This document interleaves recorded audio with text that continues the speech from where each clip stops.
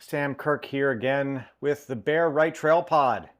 Hoping everyone had a wonderful holiday and those who ran JFK are recovering well, got their glycogen stores back up, and have stayed off of Ultra Sign Up and Strava for a couple of days at least. So, this, of course, is our JFK follow up episode where we are going to hear some stories from our East Coast Trail contingent from JFK. Not everybody from our pre-race interviews was available this week to do a follow-up, but we did get a chance to chat with several of our athletes, get inside their experiences. I, for one, was just so thrilled to spectate and support this year. It was really a thrilling event. So many incredible athletes throwing down, smashing records. I got to connect and reconnect with several runners, as well as meet some new people out there, some who were listeners to the pod, which was just awesome. Speaking of that, as we are growing here, please, if you're enjoying what we're doing, please subscribe to the podcast, leave a review, leave a comment, send us a message. Or, just tell a friend you think will enjoy. That's probably the best way to grow things, just word of mouth, And it is about growth here. So thanks for listening. And with that, here are my post JFK conversations with Andrew Simpson, Joshua Finger, and Ferdinand Airault. Hello, and welcome to the Bear Right Trail Podcast. I am your host, Sam Kirk, and we are here for our JFK, I guess it's the post-mortem for some people. It could be the debrief, the shakeout, all these types of things. And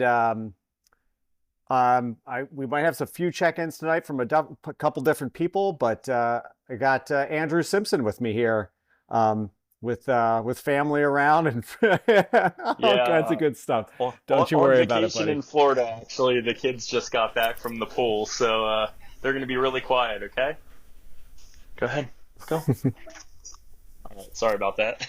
Well, that's great. I'm glad you're kicking back in Florida. So, yeah. How are you feeling? Where are the legs? Where's your head? Yeah, legs, pretty good. Hamstrings are my angriest body part right now. I think I know you're expecting Ferdinand on here at some point, and he'll probably say his piece. But I enjoyed running with him so much around Antietam that we just cut down way too much. Like even he said it was like too much, and he obviously destroyed me. But I think at one point we were running through the aid station. I think we were going like 6:10 pace, and my hamstrings paid the price. The rest of the way, more or less. I reeled it in after like 3 miles of that stupid stuff, but yeah, and let Ferdinand go. I told him, I was like, just go have your best day. But I think I was overstriding the rest of the way because of that. So yeah, my hamstrings are the worst thing. My mind. I'd like to find a couple more minutes to take off, but I guess I'm pretty thankful I still got in the top 10 there, and I looked at the delta between 8th and 12th. Yeah, so that was good. That was 5:57. You got under 6, man. Yep. Yeah, so that was good. And when you look at the delta between 8th and 12th being 2 minutes and 3 seconds, it was just really tight margins, and that's just how it is. It's gotten so competitive at JFK now, which is really fun. I had a really fun day racing. I thoroughly enjoyed the race. I never thought I'd be part of an ultra where, competing like towards the front and going from I went from 9th to 8th to 10th in like under 10 minutes within a couple miles of the finish. So it was just like really dynamic racing. And as someone who, you know, didn't really have the track and cross country background too much, something kind of new and exciting for me. So yeah, I enjoyed like the racing aspect. So yeah, it was an overall big positive. It's always easy to nitpick, where we can take, a few seconds here and there off, but yeah, I mean, it was my best JFK for sure. Yeah, I think it's a place of privilege, right? When we come into these Right. races and we, talk about where our training is and we talk about how we've executed the race, and then we pick apart these places where we could find a couple of minutes out Hmm. there.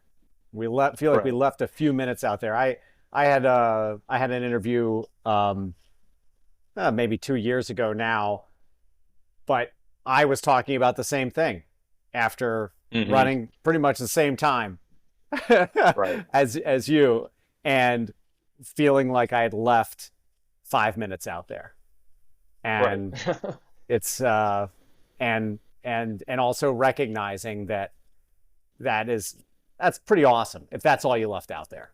That means you did a really For good sure. job. Yeah. You know. Yeah. I mean, I would say prior to this year, I felt like I was leaving, 10, 15 minutes out there, and like really falling apart at some point. Luckily, I never really fell apart. I think my slowest split, after the AT and maybe even all race, was I think it was 7:53, and that was getting off the CNO and going up the road climb. But I'm pretty sure I think that's the first time I was under 8 for that road climb. So, nothing catastrophic. I just, yeah, I got caught with I was in no man's land with a train of hungry runners, including Rachel Drake behind me, and I know Ben said like he and Rachel were literally like, she had the idea of like he would go in front and like give her a little break and let her draft off him, and then she would go in front, and he said it was like so hugely helpful. He said he felt just fantastic on the road running with Rachel. So yeah, I just had some talented people behind me and some really hungry runners, and they ate me up. But luckily, I held off 11th place, so yeah, it was all good. Oh wow. Yeah, Yeah. and I also saw that it seemed like you might have said something when I was watching the live stream. It seemed like you might have said something to Rachel as she was coming by. Did you give her some encouragement there in that last mile? Yeah. Well, yeah. So Ryan passed me, obviously, and then Ben passed me, and I'm like, oh my goodness. Not like I just went from like in my mind, I was like I was a lock for top 10, and then I all of a sudden was in 10th, and I knew at least someone was behind me. So I look over my shoulder, and I see it was Rachel, and I think I said like, oh, like F1, congrats, like course record or something like that, like something to that effect. Um, but that didn't that conversation didn't last too long because I looked behind her and M11 was right there too, and I was like, oh boy, like time to sprint. But yeah, I gave her a brief little cheer, I guess, and yeah, told her like great job, and she was flying. Obviously, she dusted me down that straight. So yeah, it was cool to see. I've actually so. Um, both times the record's been set recently, I've had a bit of a front row seat. When Sarah Beal said it, she passed me with maybe 2 or 3 miles to go, and I latched on to her for a little bit. That was in 2022. Um, and yeah, then this year obviously saw Rachel at the very end. So it's cool. I don't like being passed by anyone, but if it's a female record, to kind of watch that go down, it was really neat to see. I kind of felt like I was crashing her party a little bit, sprinting in after her. She has the tape set up and just set an amazing record. But when I had M11 5 seconds behind me, I I didn't have too much time to care too much about it. But yeah, it was just a really hectic finish.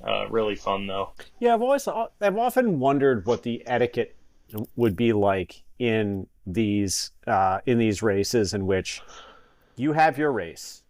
You're in a Hmm. race for the top 10. right? And you Right. have, and it was probably about as close to something like this happening as it could be. You're in a race for the top 10. I don't know how close M11 finished behind you, but it was Five within 10, seconds. 20 seconds, right? It was It's 5 seconds. five. Okay, yeah, Yeah. it was Yep. very quick. Yeah. And so, um, but she's got the tape to break there. Rachel's got the tape to break. Right. You know, I mean, I could imagine a situation in which you guys are kicking and breaking the Right. tape, Right. with Pass her, and her, yeah, then and it's that, awkward. Yeah. yeah, I mean that like, um, and is that, what is what's the form with that? It's like Yeah. it's kind of her finish line, but Hmm. also you have your race going on. Right. There's a small amount of money on the line. There's, Yeah. and I've often wondered. I was like, uh, what what is more truly more respectful in that situation? Is it Hmm. to race, yeah, each and every person all the way to the line, or is it to clear out of the way and let that, Hmm. you know, Yeah. just sort of like, hey, Yeah. you know, M11, we're set here. This is our finishing thing, Hmm. and this is her finish line. I don't know. I don't know which is actually, Yeah. truthfully, more respectful. Yeah. You're Me like, I'm neither. not going there, I Sam. never. Yeah. Yeah. Yeah. No. Yeah. Well, no. It's a good question. I literally never thought of it until I was literally sprinting down the finish chute, and I was like, oh. Yeah, But luckily, she was. She had gapped me just enough. I think she was. yeah, Under 10 seconds ahead of me, but had enough that she was able to obviously get her rightful due and credit. And I heard the live stream covered it really well for her, so happy to hear that. But yeah, I never really thought of it like that happening that simultaneously in an ultra. But JFK's just getting so tight, like just the competitive field is like I said, it was a 2 minute 3 second delta between M8 and M12, and then you throw F1 in there too. That's what 6 people. So it in 2 minutes. I think so. I mean, the thing that was really impressive. Well, there's so many things that were impressive, right? But after David Sinclair with that just mind blowing 508, Yeah, that watching some of it, then later on, not the live stream, but the the stream, sure. as I watched it later, getting to see that, and then yeah, the just how tight everything was between 527 and 535 as well. You know, you have five people finishing right there, Yeah, which was it's really crazy. intense as well. Five people finished between Yeah. 527 and 535. That's just very, very tight. And yeah, because it was just Hmm. like bam, bam, bam. And um, I personally, I felt, you know, it was just because of my personal connection and wanting to see Ferdinand's finish and wanting to Hmm. see Ryan's finish in the live stream. I know why they weren't cutting, to the finish line for them until like kind of the last second. But, um, I personally wanted to see those, I wanted to see those finishes and stuff like that. Sure. And also wanted to see the podium. I'd love to hear what that was like for the award ceremony. I missed it this year. How amped up the RD was getting. I know he really he does just he revels in Yeah. that ceremony. So what were some of the takeaways from that? Yeah. Well, I mean, he was really really excited about Sinclair, obviously. You know, um, I mean, yeah, I think he called it, the greatest performance he ever witnessed by our species, which, I mean, maybe, but I would say Rachel's was equal. I mean, they both beat the course record by, I guess he beat it by 10 minutes and she nearly beat it by 10 minutes. So, I mean, just two, like, yeah, I mean, it's hard to wrap my mind around either of those course records. Although I will say I thought Rachel or Mary would break six, but I thought the course record was in jeopardy for the men, but I didn't think it was 10 minutes in jeopardy. But anyway, I'm going off on a tangent. But yeah, he was very excited about that. I think he made like a little note on Eli Hemming, running with Sinclair for I don't know 38 miles or so, and then you know you know showing what kind of character he has by just kind of suffering it in and still finishing, and showing respect to the race, that he was going for the course record, so it could have been really easy for him to just drop at Taylor's Landing. And then, yeah, the only other thing I really remember, he said Trayson Knopp was from Arkansas instead of Alaska, and I think the Instead of whole Alaska. whole podium got a little chuckle about that, because I don't think you could find two more different states probably. But yeah, no, it was good, normal podium stuff, nothing too crazy, I don't think. Yeah. Well, I think one of the things that will likely be talked about will be the drafting. So it was clear on the live stream that David Sinclair was tucked in behind Eli Hemming for probably Hmm. probably the first 10 miles of the towpath. Okay. And I think there's probably going to be some discussion of the effect that that had on Eli, the benefit that he got. Did you notice, especially from when you were running with Ferdinand, that you were able to trade off any drafting? Was the headwind on the canal perceivable? Yeah, so Ferdinand and I did that for maybe 3 or 4 miles. He does things in kilometers, so his plan was kind of roughly every kilometer we'd switch. Yeah, and that was good. It was really Okay. fun. Like I said, I ended up going too fast, just because I was enjoying running with him. That was my, one.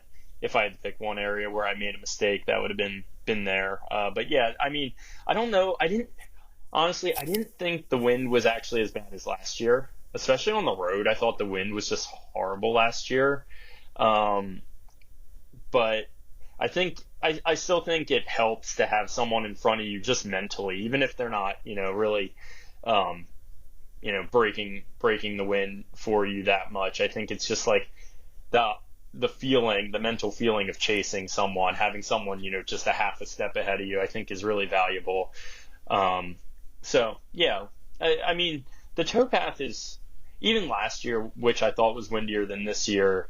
Um, you know how it is. A lot of it's pretty sheltered. So it's not like a direct Yeah. headwind, right? Where you're just getting like pounded for a marathon or anything. But there were definitely times where, you would turn a slight corner and feel the wind pressing on you a little. But obviously the times were still fast. So I can't say the conditions were Oh yeah. terrible. I mean, I think of the 4 years I've done it, so the past 4 years, 2022 was like perfect. Like, in my opinion, I Yeah, it remember really it just was. being like great temp. I know you ran it that year too. It was just great temperatures, like barely a breeze. It was just, perfect running conditions. And then I would say this year was like fine. Like, I don't think it was noteworthy. I think last year was easily the worst conditions of the years I did it.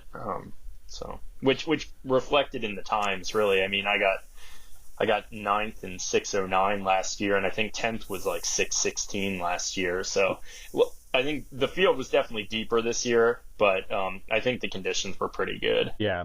No, I'd have to. I would tend to agree.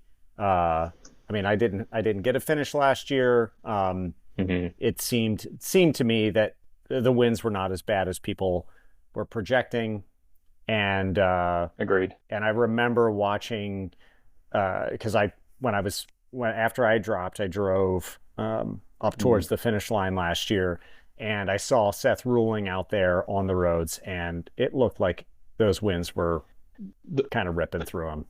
the roads were horrible last year. Yeah, I was dying on the roads last year. Yeah, yeah. I mean, well, it's going to be different every year. Yeah. And I think the real question is, are you going to find out what it's going to be like next year? Yes. Yeah, for sure. Meaning, Yeah. are you going to keep coming back? Yeah, yeah. So, I mean, I was talking to my wife a little about it. Like I said to you, I think I still have time to give. I guess the next barrier now is 550. I'd like to get, under that. And yeah, I feel like, a mistake here, a little more fitness there. Yeah, it's a stretch goal, but I think it's possible to take another, 8, 9 minutes off or more. Who knows? But yeah, I'll definitely be back. And I also like the idea of two doesn't really feel like a streak for top tens. I'd like to maybe try to build a little top 10 streak here. That's probably the main goal, really. There we More go. than time. It's just like, yeah, be maybe try to be that guy. See if I can start piling up top tens. Like Ryan Sullivan obviously got his third straight top 10 and well third straight top five. 'Cause he's just so Yeah. he's one of the most underrated runners in the country. Yeah, I think I'm going to be back next year. I Good. was having some Yeah. FOMO out there. Definitely was thinking about how fun it would be, and Mm, that Masters course record still feels little bit gettable. And I think a I agree. few Masters friends and I are gonna maybe try to go after that next year. Nice. If we Well, then feel I'll like if have we to all run under throw down, maybe 550 one of us will get otherwise. it. Yeah. Yeah. Yeah. Yeah. I mean, it's 551. So if I need to finish ahead of you, I need to, yeah, get under 550 probably if you're breaking the record. Yeah. So yeah, Well, you won't that'll be be a awesome. master next year, will you? You're not turning 40, are No, you? no, no. I'm 36 now. You'll I'll be be 38? 37 for 37 Oh, next you'll be year. 37. Yeah. Okay. Yep. So Yeah. yeah, I got a You little got time. some time left. Yeah, yeah, yeah, for sure. But yeah, no, that's a good course record. And yeah, I'm, already looking forward to next year, like I said, which is ridiculous because I'm obviously gonna race other things before then, and I'm sure I'll stop thinking about JFK once I start training again for those. But yeah, no, I'm all in on next year. It would take something crazy or an injury or something to stop me from running it. Yeah. Well, more than anything, right now you need to recover. You need Hmm. to just get a little bit of speed in and get ready for the 9 Mile World Trail Championships of Eastern Pennsylvania. We'll see. We'll see. December Yeah. 14th, mark your calendar. Just register for Dirty Bird and see how it works out. Um, and join us there. Well, not me. I'll be spectating, hopefully. Okay. Hopefully I'll be up there by that time. But yeah, Yeah, should be good. I'll shoot you a text if I sign up. I would say right now it's a maybe for sure. I A gotta check with soft. the All I'm looking family for is and a soft maybe. yeah, yeah, soft maybe. Got to check with the family and got to check with my hamstrings in a couple of weeks and see where All everything right. is. Maybe if I get in the Western States, I'll get like rejuvenated and want to get running again. But yeah, we'll see. Soft maybe. Yeah, Gal, I'm with you on the Western States thing. So I I'm feeling like I'm gonna do. We're thinking about this as a possible episode. It's like a combination Western States watch slash Hmm. pity party. Yeah. So it starts off as like a lot of excitement about going to Western States, and then just ends with us all feeling sorry for ourselves for Right. focusing on this for yet another year and not getting in. So, Yeah. Yep. I understand. but if you get in, that'll give us something to direct our ire at, and irritation. Yeah, But absolutely. hey, Yeah, I've it can take taken, a while. yeah, yeah, and I've taken up enough of your family time. You're on vacation. You gotta Yeah. you gotta kick back and have a good time. Get ready for that cruise tomorrow. Yeah, yeah, absolutely. Well, no, yeah, thanks for having me on. I'll also I'll text you my address. I forgot to email you about that, but yeah, it was Well, good shit. talking to I'm you. not gonna let you go just Yeah, yet. I'm not gonna let you. yeah, okay. Hold on. Now that Joshy Poo is in here. We gotta let you guys congratulate each other on a great day Yeah. out there. Yeah. Oh, So I had a shitty day, but I don't think Andrew did. I think Andrew kicked some ass. So. yeah. Well, Ah, we got Josh Finger joining us here. Um, that had a day out there at JFK as Okay. well. Yep, a day in the life. Um, but Andrew is just getting ready to sign off here, Josh. So he's got to kick back in Florida right now. Oh, that's tough. I know That's I'm a roughing it that's this week. Yeah, it's nice to have off work the week after JFK. I'm realizing, but yeah, I mean, Josh, just I guess quick before I go, like what'd you think about JFK? I know it wasn't the day you hoped, but like how did you feel about the race and everything? I mean I sort of loved it and hated it. Um, I loved the trail section, even though Hmm. like I expected like the flat part was sort of in my forte. It Hmm. that's where it sort of fell apart. Um, but I mean the course was great. The people were great. It was my crew could have been a little better. Um, but you know, Understandably, yeah. um, but as the first time, as the first time, I think it was successful. I fought some demons and came out the other side. So, um, Awesome. you know, I think one thing I've learned like over the years, or I guess forgot about over the years, is nutrition. Is like how important that is, and staying on top of that early on. Uh, I Hmm. haven't done as much miles um, lately, so it's not like I've gone out for like 4 hour or 5 hour runs where I'm actually dependent on nutrition. So my body doesn't. Hmm. I usually don't take nutrition on my regular runs. So I think that's something that I learned I need to start doing again, to try to have success. How about you? Um, did you learn it? I know you've run it a couple times, right? Um, what did you Yeah, learn this this is year? my fourth.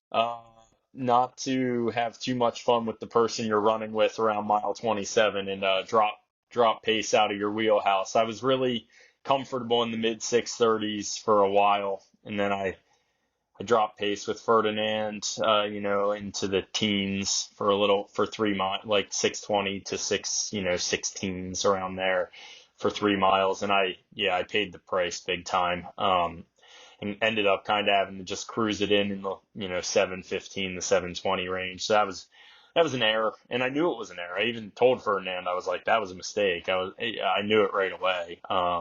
But yeah, I mean I will say yeah, my first year it wasn't terrible, but it was. It sounds kind of similar to yours, where the towpath miles just start adding up, and all of a sudden it just gets worse and worse and worse, and you're like, oh my goodness, like this is Yeah, mostly flat, but I feel like I can't even move anymore. What's going on? So yeah, I totally get it. right, I exactly. like the Yeah, AT part the most as well, so I agree with you there as well. Well, I don't think that's a surprise for anybody here because this is a trail running podcast. So why would we like Right.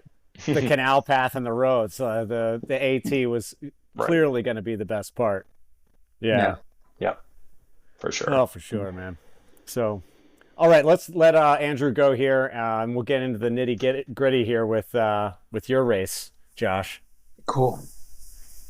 All right, nice chatting Sounds very good. shortly with Thanks. you. All All right, right. enjoy Yeah, Florida. yeah. Congrats on the finish, and yeah, thank you. Thanks. Thanks, Sam. I'll talk to you later, I'm sure. All right. Take it easy, buddy. Thanks. Bye. Bye. See ya. All right, Josh. So how you Sam, feeling, I man? am. What's that? How you feeling after after a couple of days removed? The legs are good. I think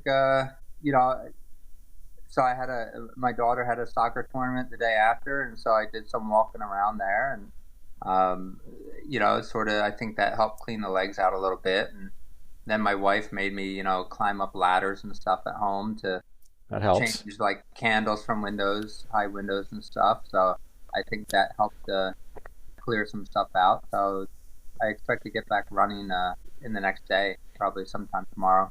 Get out um, Yeah. for anywhere between 3 to 6 miles, just depending on feel.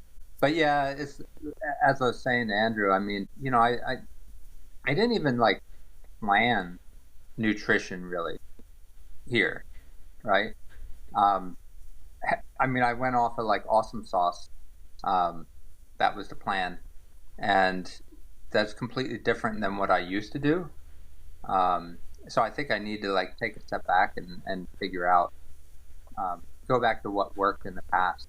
Um, Or like at least sort it regular out during gels. training, you think? Just like do a little bit more work Yeah, with it. during training, and I think I had only peaked around 50, 60 miles a week for this, which is different than the 80, 90, 100 that I used to do. So um, I think that showed as well. So definitely some learnings, that if I want to do well at this, I need to put the effort in. And I didn't this training period. So, I mean, I put the marathon efforts in. Like, I probably could have run a good marathon, but not a 50 mile. Well, the thing I will say is that at 26 miles, you said you were starting to feel it. So when you do the marathon at 26 miles, Right. you're done, man. Yeah. Yeah. I remember saying that. Like, I was definitely feeling it at that time. So, and that's when I started. I think right at that aid station, I went from running 7:30s to running 8:30s to 9. It quickly dropped off. Um, and that really cost me. I think, was it that aid station where um, Michael Stowe, the 50 to 59 age group winner, where we were running No, he together? passed you at Taylor's Landing. He passed you at the last crude aid station, so 38. 38. Okay. So Yeah. yeah, I think I had slowed down so much that I was fighting, like I was on that cusp of having energy, getting energy in the aid station from eating, and then just losing it a couple miles later, right? Um, so I, I I think I had started so far beyond behind in nutrition that I never gave myself a chance to catch up, and Yeah. that caught up to me. So yeah, but live and learn, right? Um, the next one, we'll do a lot better, Or not. or not, or not. I mean, I feel like I keep saying that to myself after each Yeah, one. It's like, oh, I'll learn from this one, and for the most part, I don't learn anything. I don't learn shit. I just keep on making more and more mistakes. But you know, eventually, I'm gonna learn something. yeah. Well, you've had really good ones. I mean, Laurel Highlands was a really good one. Yeah, but Um, I didn't. I that was I got that one out there. I didn't learn anything from it because I got a bunch of shit right, and you don't even when you get a bunch of stuff right, you don't know. You right. know, Yeah. you're supposed to learn from your mistakes. Nobody learns anything from their successes, Yeah. Yeah. That's true. Yeah. and I certainly didn't. Yeah. Um, I think the thing that like I didn't learn from that kind of stuff, and I think it's difficult to learn from your successes, is to like accept that you need to keep doing that work, right? I like to think, oh, well, I did that. Now I'm here. Now I'm at this level. Now like that's the base now. And it's not, that was a big day. Um, and it takes a lot to achieve that. Um, you know, mobility work and strength and Yeah. What are those nutrition, things? just like lifting the lifting the legs up and twisting and Yeah. stretching. I haven't done any of that, and since before COVID. So I guess I gotta. That's another thing I gotta work into it, especially as you get older. I think you start losing muscle mass. Yeah. Well, you got to get out the Suzanne Summer tapes Yeah, and do the jazzercise. The Richard Simmons sweating to the oldies. I think is. Yeah, Yeah. I'll do that. Yeah, but it was fun. So, who did you have anyone else on the podcast here besides? No, Andrew? just Andrew so far. Went over a little bit of just what it was like mixing it up with Rachel basically towards the finish. Yeah. Talked about those types of things, and I had a lot of fun watching the live stream after the fact. Did you happen to watch any of it? I watched some of it, not much, because trying to find time to sit down and watch a race where there's not much of me in there. Yeah, Like, I mean, a little piecemeal. Yeah.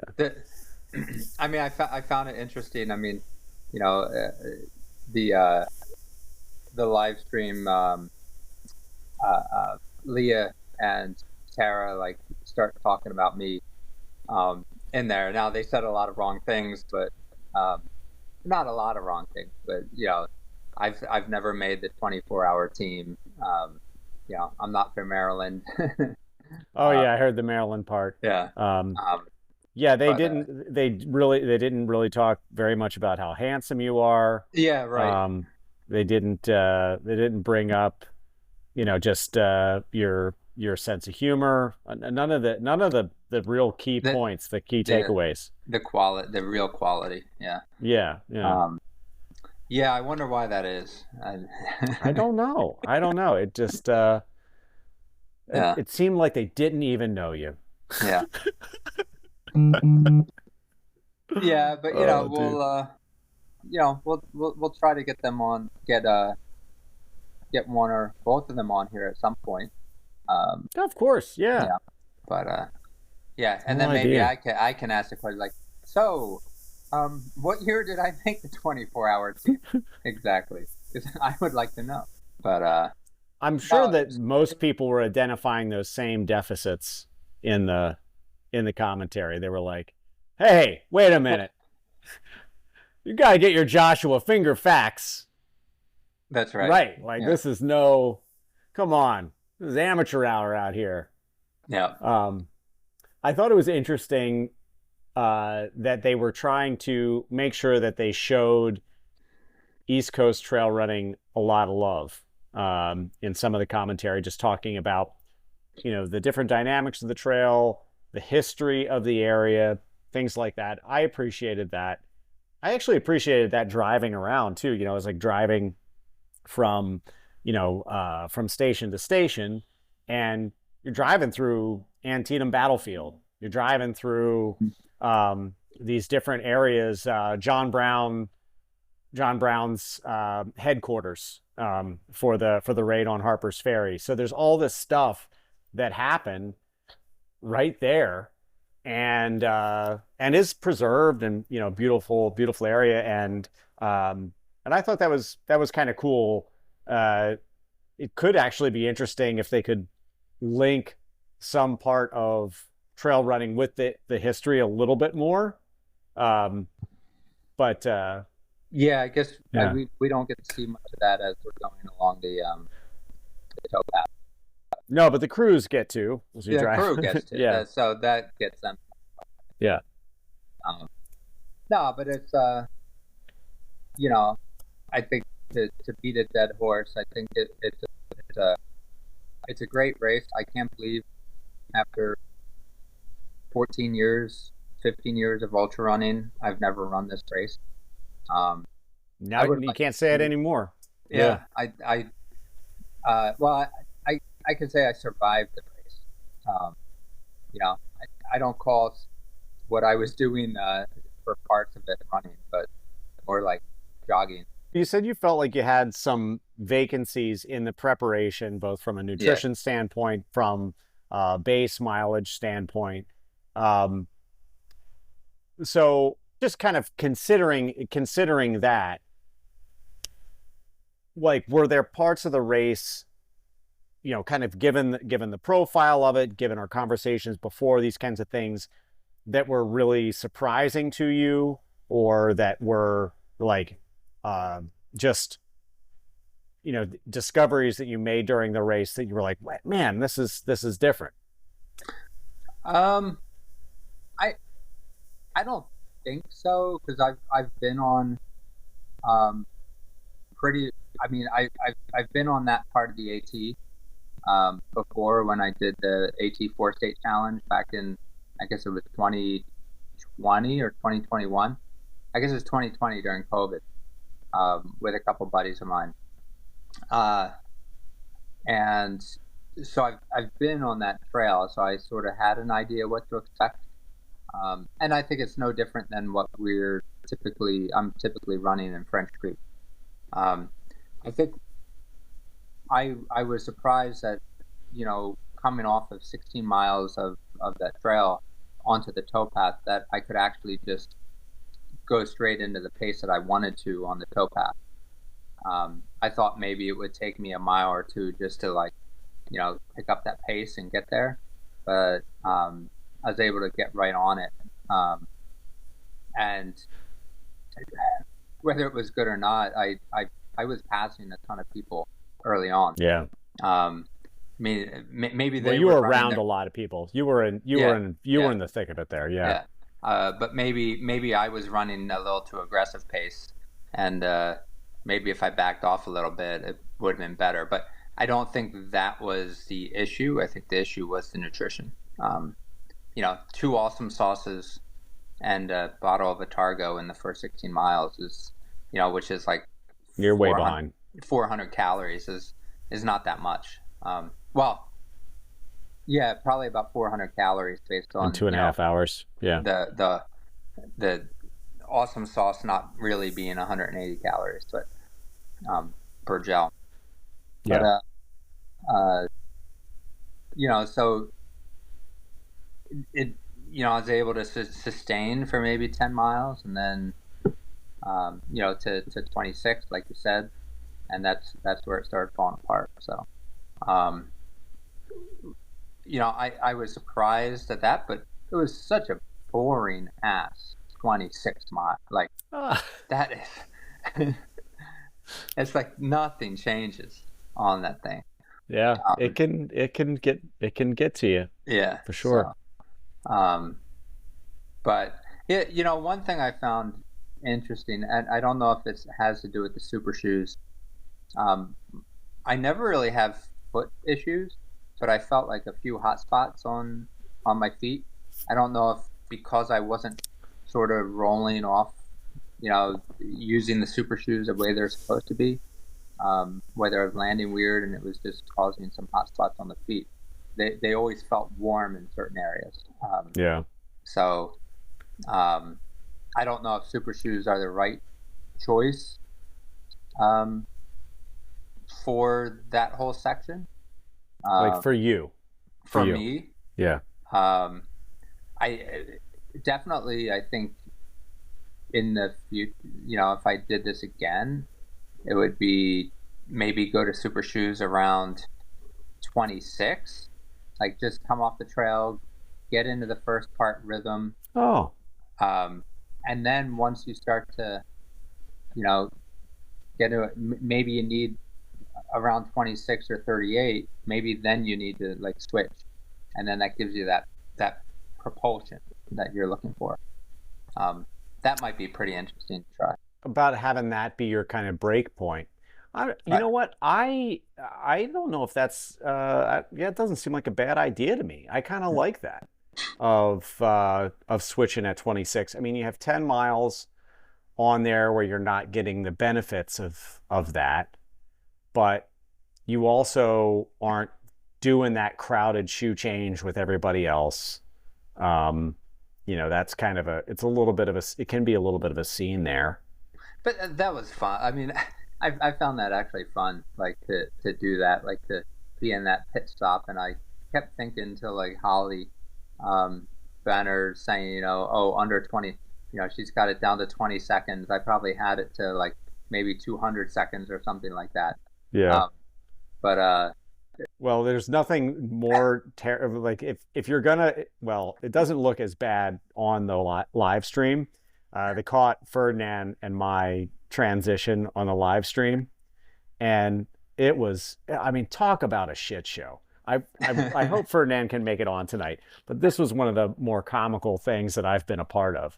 So Ferdinand comes into the transition here. It's like an hour 50s, probably in the top 15 at this point or something along those lines. He comes down in, he doesn't know where I am, doesn't know what I'm wearing, doesn't know anything. He's just doing like high He's looking for fives. the He's like, mustache.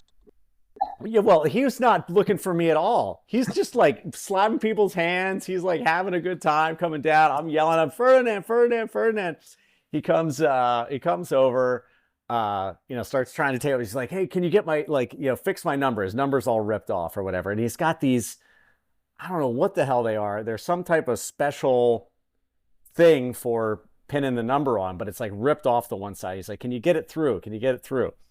And I'm trying to fix this. He's hopping around trying to get his shoes on. Eventually, like, sits down on the ground and starts doing this. It's like, Eli Hemming's been in and out, like, bam, bam. All these guys are just like rocketing through. Meanwhile, Ferdinand's on the ground with his legs up in the air, trying to get his shoes on. I'm trying to get his number repinned. I can't get the thing to go through the bib, but it's going through my finger. So like I'm starting to bleed everywhere, all over this thing. I can't get the damn thing going. Eventually, I'm just like, Ferdinand, you're just gonna have a crooked number. I'm gonna like get this looped through on like one of the existing holes, but his like number's gonna then be tilted instead. And I was like, but just deal with it, man. Like just I can't puncture it. I don't know what's going on. Like just use safety pins for now on, you know? But like he gets transitioned out of there and goes. But I swear it felt like he was in there for like 3 minutes. Yeah. Yeah, like we were not going fast at all. And it was kind of comically bad. Yeah, I may have to go back and watch that live stream. Yeah, I mean, well, he's like talking to the what not to do in camera, a like he's on the ground. I'm still trying to get his number going there. I think they moved on after a couple of minutes because they're like, well, these jackasses, what's going on here? Well, I mean to tell some past stories. I think one time at Rocky Raccoon, it was 2014, I think, because it was the year. I think it was the year that I got the 100-mile Masters Championship, and so myself, Neil Gorman, Jeremy Pade, and Jason Lance went down, and we all roomed sort of together, sort of as a crew, and so we line up. I didn't have a crew or pacers or anything for the 100. So I had everything. So it's a 20-mile loop, right? 20-mile loop. So I had everything like in this like big ass vacuum, the big vacuum pack bags that you got. I had like a change of shoes. I had this, that, and everything. It was like a 20-gallon. It was this huge ass bag, and it's sitting there like in the drop by bag area at the start finish line. Meanwhile, Neil Gorman comes up with like one of those quart size Ziplocs with just gels in it. Sits it right next. My thing is like 50 times the size of his. Like, yeah, we had a little different idea of what our transitions were going to look like there. But I mean, I spent a lot of time in aid stations, which probably cost me, because that was also a Western States golden ticket year. Probably cost me something like that, a golden ticket, because I was spending time. Oh, I need to dig through this whole 20-gallon vacuum bag for this, that, and the other thing. So, yeah. Very poor transitions there. And so it's definitely important, I think, to work on those exchanges. Yeah, if you're not practiced and you Yeah, don't have a plan, yeah. it's going to go sideways. And I mean, as Holly said, coming out of her triathlon world, that's something that they practice all the time to really limit that time. And that's something I think we need to start thinking about from an ultra running standpoint is we need to really focus on reducing those times, make them, you want that time to recover and to get stuff down, but you also want to limit the amount of time that you're doing that. Yeah, you don't want wasted time in Yeah. there. You don't want to be, like if you're rooting through a bag, like that's not helping you. Right. Yeah. Yeah. Got to have the stuff that's actually serving you as far as what's contributing to the race. Okay. So you got Boston training after a little bit of recovery time, right? Boston's going to come up. Western States is going to be in the future. Yeah, we're all going to find out. I was telling Andrew, I was thinking that we might do a Western States watch / pity party. We've got that possibly coming up, and then I think everybody is waiting with bated breath to know whether you're going to be doing 9-mile trail world championships of Eastern Pennsylvania. Yeah. When is that? The 15th? 14th, 15th. Yeah. Yeah, 15th. Yeah. Probably, but I'll be running it with friends. All right, you heard it here. You heard it here, folks. Not Joshua Finger, 50 plus, going for that age group world championship. Yeah. Yeah, I'll probably go there. I don't know. I think at that race, actually, if you run the 15, you get scored for the 15K and the 30K if you continue. So you place in the 15K and the 30K. Well, that's for Dirty Bird. You're conflating things here. That is not included in the World Championships. No. But if I still run if I do the 30K, my first lap counts towards the World Championship. We'll see about that. We'll We'll have to talk to the executives board about that one and see if that is permissible. Ron Horn, I think that's the way it is. But he is not on the board of the World Championships. Of the World Championships. He's just the RD for the host race. Who's the board? You? You and Chris? I like it is it's a board that is it's anonymous. So you're not going to be able to know. I'm sure who's on the board for the rest of the listeners here. Well, here's the thing. Yeah, everybody loves inside jokes on podcasts, right? So, the other thing that a little bit of an inside joke that let's just like start to tease this out here a little bit. We're like, I don't know who the hell's listening at this point, but anyway, we started talking about T-Roy. So you've got the North American U-Roy coming up, which none of us are voters in. But we started talking about T-Roy, East Coast T-Roy, so East Coast Trail Runner of the Year, and what sort of shape this could take. Is it going to be something that people vote on? Is it going to be something that we just kind of bat around and decide and do a panel and raise our hands and be like, oh, it's the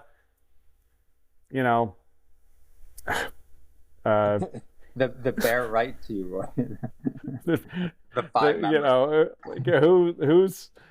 who's going to be in charge of this? But I think that this could be a lot of fun just to have an unofficial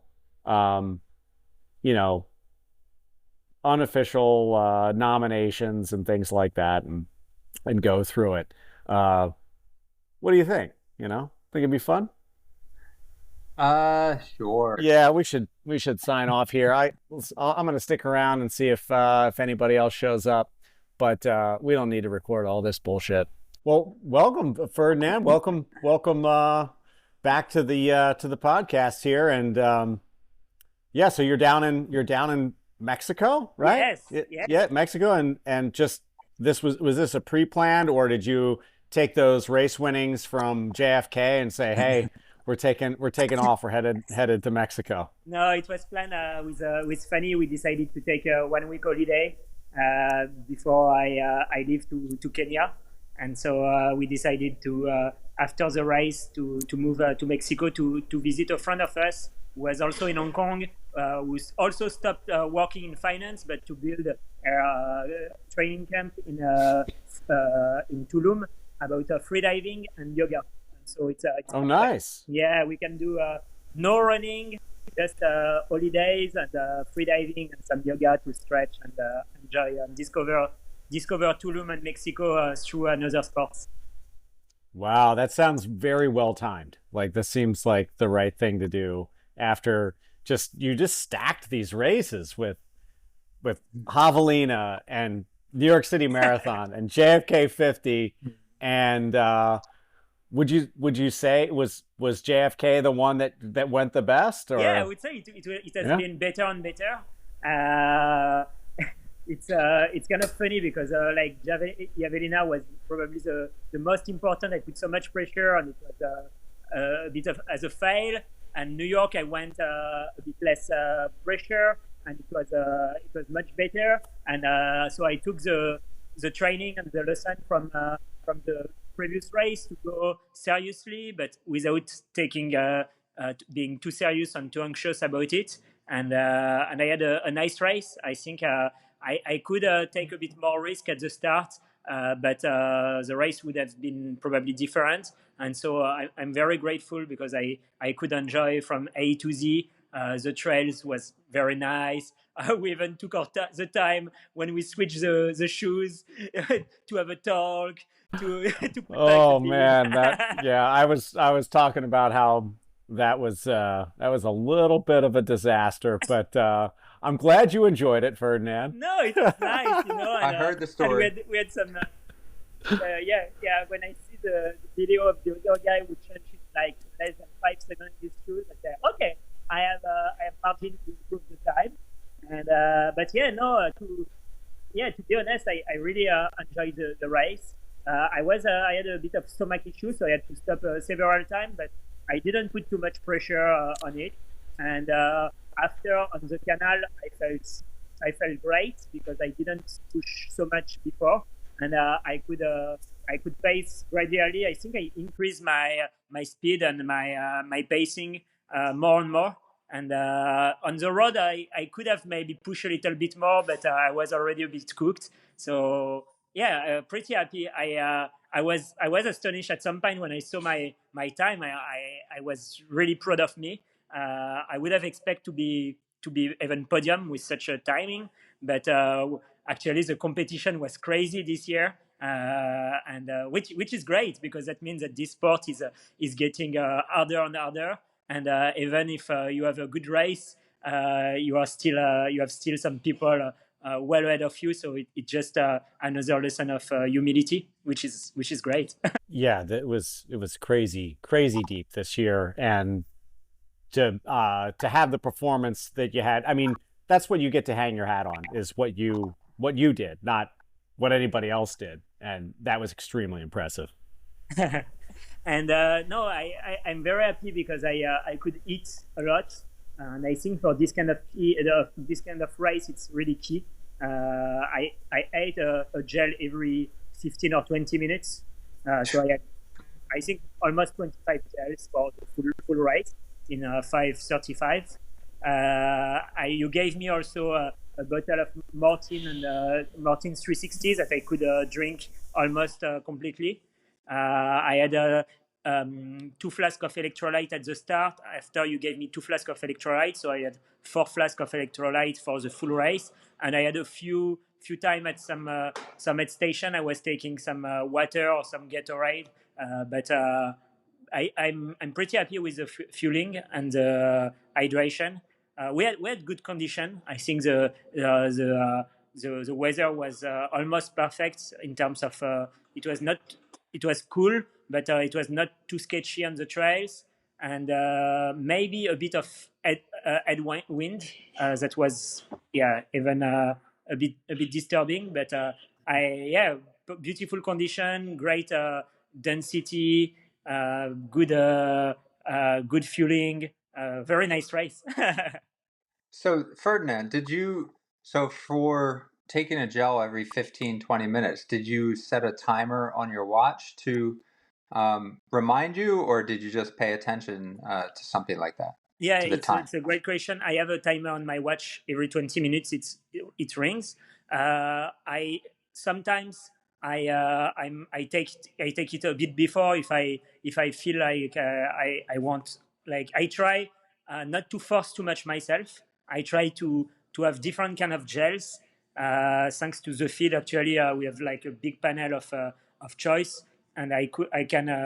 I try to enjoy every single gel. I like eating, and so when it's ringing on my watch, I'm happy to take it. But sometimes I take it like a few minutes before, or if I'm a bit in difficulty to swallow it right away, I can take it for around 10 minutes, and sometimes maybe I take it 5 minutes after the clock. But I really try to have this clock to let me know. And it's easy because it's every 20 minutes. So, for instance, if I look at my watch and it's like 2 hours, I say, okay, it's 2 hours. So 3 times 20, it's 1 hour. So I have to take a gel. So Yeah. I can catch up kind of if needed. How much are you practicing that? Like leading in? Are you doing that most runs, or is it just on your long runs? Or So I think now it's super yeah, topical. David Rush is talking a lot about that. But I have always been a big eater, even in Asia. But I was not taking gels. I was eating real food, so banana, rice, soups.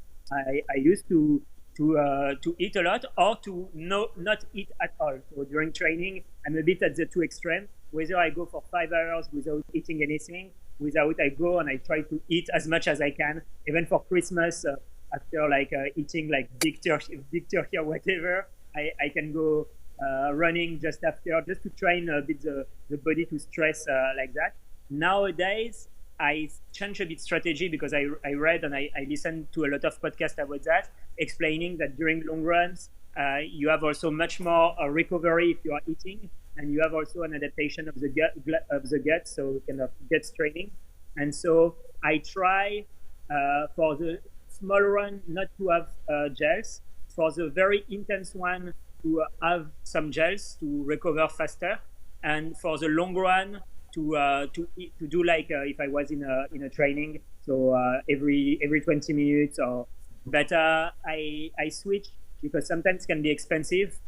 So I have the luxury to have some help from the feed. But if I'm traveling and I don't have gels, I train with other things. I think having some banana, some nuts, some cake even can be super helpful. I remember my first 100 mile. I was with Chris Calineo, who is a great guy actually to interview for your podcast. I think he's a legend, living in Staten Island. And this guy was so nice. He told, "Oh, Ferdi, it's your first 100 miler. You have to eat." And he bought, like, I think maybe 50 muffins, some banana. It was a fest. And Rocky Raccoon, you have to do some loops. And I remember, I think this day I eat like 20 muffins or things like that. I didn't know yet about the gels. And it's fine. I think if you can eat that, it's great. It's a great training. Nowadays, I think with the speed and everything and the research on nutrition, the gels is the best. Gels or maybe some liquids, depending on everything. But for training, I mean, eat banana, eat pizza, burritos, whatever. I think, yeah, there is a bit this gut training to take into account, and it helps also for your recovery. yeah. I went with oatmeal cream pies today. I picked it up. You know what? Here's the thing. I'm not ragging on the feed or on all the energy companies and things like that. I know everybody's trying to create a product, but Josh and I discovered, Josh discovered one of these chews that we really liked basically were just Turkish candies. Okay. And then, right, was that what it was? Yeah, Turkish? yeah. The precision chews, right? Yeah, the precision chews. They're basically like Turkish candies, marked up like, I mean, 300% or something like that. And then I was looking at these oatmeal cookies, maybe somewhat similar to like a stroopwafel type thing that's on the market right now. And I look at this and I was like, oh my God, like the calories are so great. 310 calories, 50 grams of carbs, and just boom, boom, boom, right down. Perfect. Yeah. And I was like, this might be what I'm going for the next one, because just that, and maybe the thing is I'd rather have than scratch, maybe 16 ounces of whole milk. Yeah. Which is maybe not advisable for an ultra. Yeah, no, but you need to have. Sorry, Josh. No, go ahead, Ferdinand. I think you have to go with what you like, and that's why I think with the field you have the platform to try many different big companies. But I like also, for instance, a guy show me how to mix tea and honey, and I think this is great. My father is a beekeeper. Now he is retired, so he's doing beekeeping, and I do with his own honey some very nice beverage. If you have like apple in your garden, maybe you can do like some kind of compote or things like that you can enjoy. I know some guys who love to cook sweet potato. You can do your own sweet potato mush, mash sweet potato, and that's the best. And especially for the long ultra, maybe not for JFK, but for like expedition, like UTMB or whatever. If you have your own food, some fruits, some nuts, some gels, mixing all that will make you like enjoy your feast, and especially if you I was gonna say you mentioned milk, Sam, and it reminded me that I used to drink inshore during like 100 mileage, because you're chugging a 240 calorie, I think it was, very dense, like 8 ounce, 6 ounce, something like that, very quick, and you're just getting it down, and it's a milk. It's it's a very basic, so it's really gentle on the stomach. So you mentioned the milk, and it just reminded me, I used to do that, and I haven't done that in a long time. Maybe I need to get back to that. Yeah, and I'm old. Insure's for old people, so Exactly. You gotta go with what is appropriate. Yeah. I think at mile 20. Sorry, one more thing on nutrition. Yeah. I think at mile 26 they had like a big cake. Was it 26 or something? Did you see that big JFK cake? Yeah. Did you get it, or was that 30? I think it was 38. Did you get any of that? No, yeah. I was at this point I was really focused because I knew so. I didn't have like big strategy on the race. As I mentioned in the pre-interview, it was really to enjoy and to have for my wife to have a first nice experience, and she finished. Yeah, I wanted to ask that too. Yeah. So I'm so glad. So congratulations, yeah. And because the start, I started a bit conservative. I had to stop a few times for the shoes. We were not so optimal. I tried to go a bit faster and faster, and at the start I worked with a few guys, even one guy speaking French, so it was nice. I think he finished 10th finally. Very nice guy, and we were taking the relay. You remember I mentioned in Staten Island we had these things with the headwind where I took some relay and we made like some nice PR, and we did that with 2-3 guys, and at some point one guy step back because it was a bit fast for him, and I went a bit step forward, and after that I passed some people. I tried to have some people working with me to catch more people, but I think I was progressing a bit too fast, and finally after the canal, so I was really on my really focused on my race. At this point, I was not stopping. I was really in marathon mode especially when I clocked 40K. I thought, okay, now I have one marathon to do, and my objective was to decrease the pace to arrive to marathon pace. Obviously, I didn't manage to do it, but I find my sweet spot. I don't know what it is in mile, but in kilometers it was 351. I say 51 because it's very funny. Without wanting to do it, it was always at the second, almost the same split coming back. And when I left the canal on the road, it was a bit more hilly, and I was sure I would catch people there because I still had some energy, but I didn't catch anyone. So I was really surprised of like the level because I pushed and I felt strong, but I never stopped. I was even like playing a bit. I didn't have any more water for the section on the road, so it was I think I did well, but people were super strong, and I finished in a very good time. I'm happy with that. Better than expectation, but yeah, I didn't catch anyone on the road, and I finished. I was alone on the full section, but I arrived. I was really relieved, and yeah, 6 is great. I think the time is. I didn't check, but I think it's not one of the best of the history of the race, but it's a really decent time, and it gives me up to try to break the 5:30 for next year. I'm pretty confident I can do it. So you're going to be back next year? Yeah, definitely. I recommend actually the race to all the people living in East Coast if it's possible for them. I think the timing is great because whatever you are preparing, if you are preparing ultra, most of the ultra are done by this time of the year. If you are preparing marathon, you have done also New York, Chicago, Berlin, whatever. Unless you are preparing Valencia, who's in a few days. I think this race is great. The atmosphere is nice. I think it's a big effort. So it's. I think you need to taper a little bit and to rest a bit after, but it's not like a big ultra where you are destroyed. I mean, I could start training back today or tomorrow actually.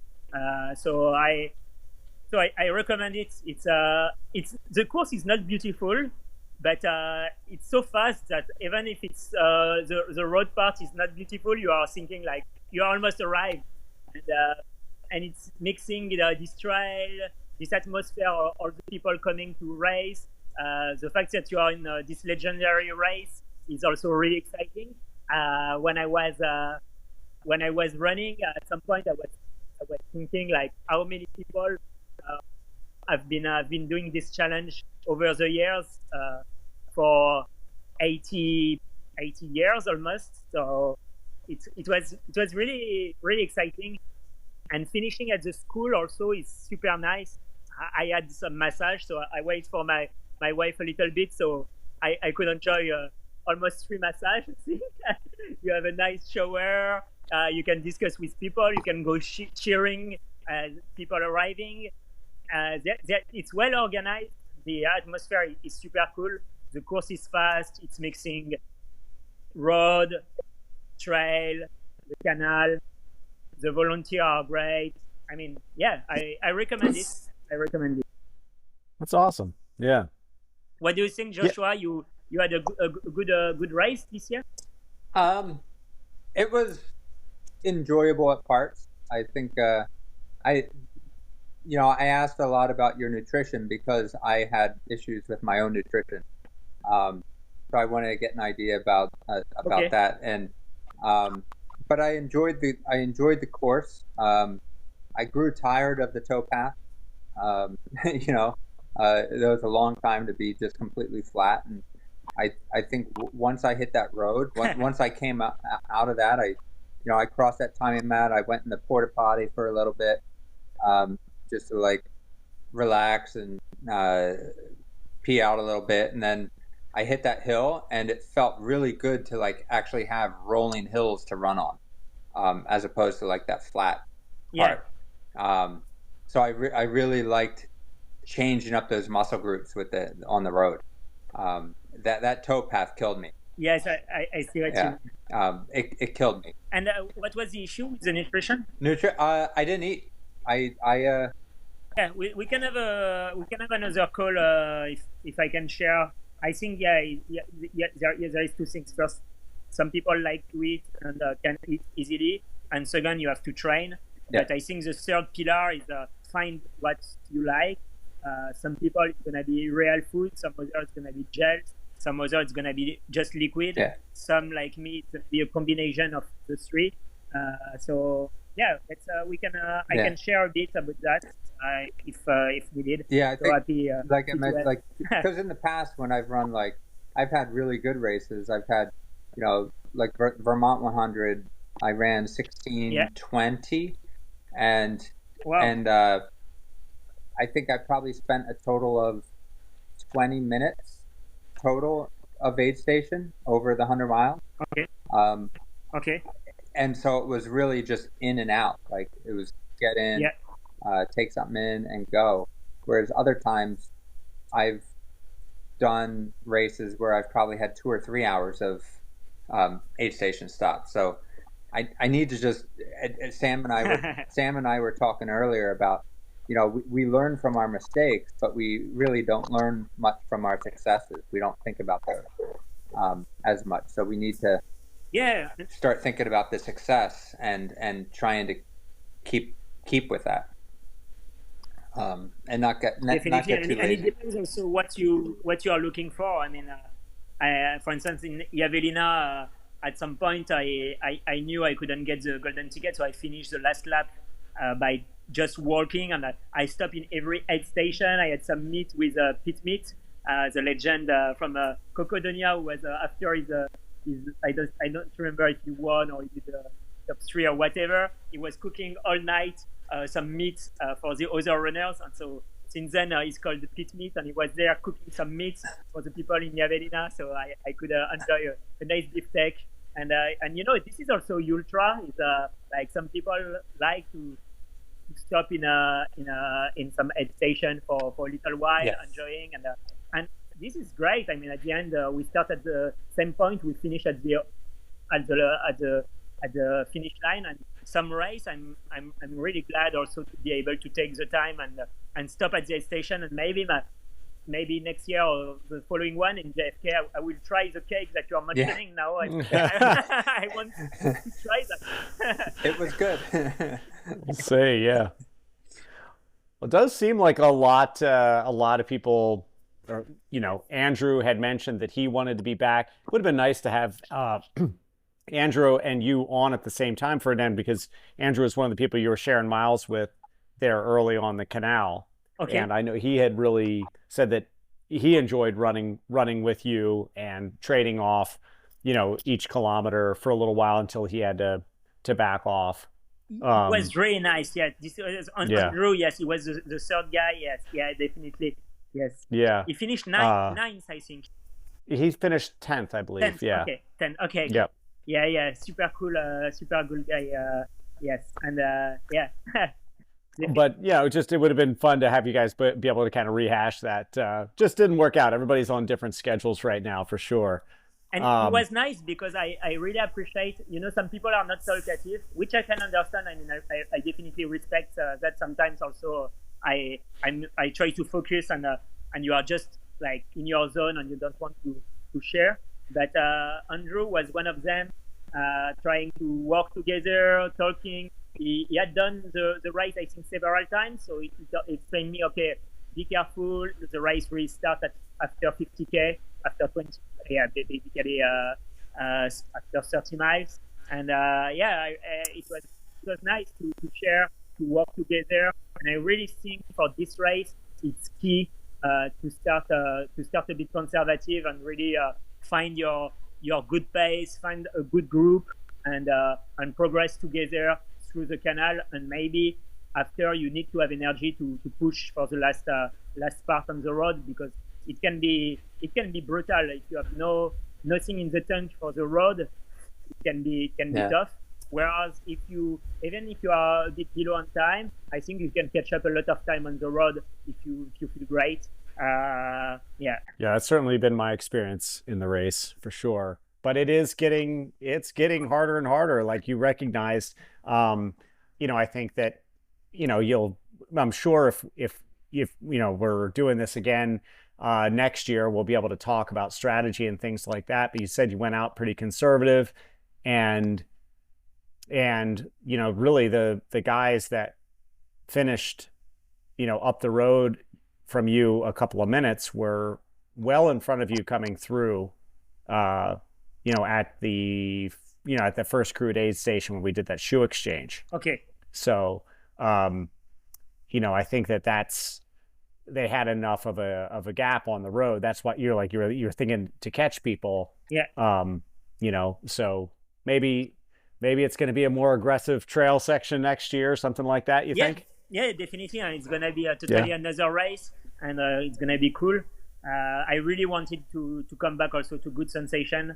As I said, I'm doing free diving now, and free diving is really it's like it's similar in running because it's about numbers. It's how much deep you go into the water, but it's the opposite because you want to have the more deep you go, the more your HR is going to be lower. So it's very interesting, and you try to calm a lot your mind, and it's really a mind game because your brain is what is consuming the most of your oxygen, and so it's very big training for the mind, for the finding the good sensation and the good relaxation. And I think it's the same for racing. Sometimes you need to come back to forget about the numbers, forget about the what ranking you want to be, what pace you want to do, and more focusing on the sensation. And when I saw the picture shared by Mike earlier, I'm smiling in every pictures. I even do some high five, and yeah, this is really the race that I needed to come back, finish, and arrive in 2025 and be okay. I'm ready to be maybe a bit more aggressive, but I really want to keep this happiness because it's a game. We are here to have a game. And if I'm enjoying, I will have a nice race. And if I have a nice race, I will have a nice performance. And it was the case. I'm still very proud of myself. And the people have been better than me this time. And I will work harder to get better, but still smiling in the next one. Well, Ferdinand, that's a wonderfully profound message. I think that's fantastic, and I think that's a good spot to leave it on here tonight too. Just on running on the happiness and finding those good feelings in running or in free diving, in what we're doing in our lives. Like that's just awesome, and I think that's a good place to leave it here tonight. Perfect. What do you think? Thank you. Yeah, to finish the year. Well, thanks everybody for listening. Thanks to Ferdinand for taking some time out of his vacation. Thanks to Josh and Andrew, the rest of the crew that didn't quite make it tonight, but thanks to everybody. Happy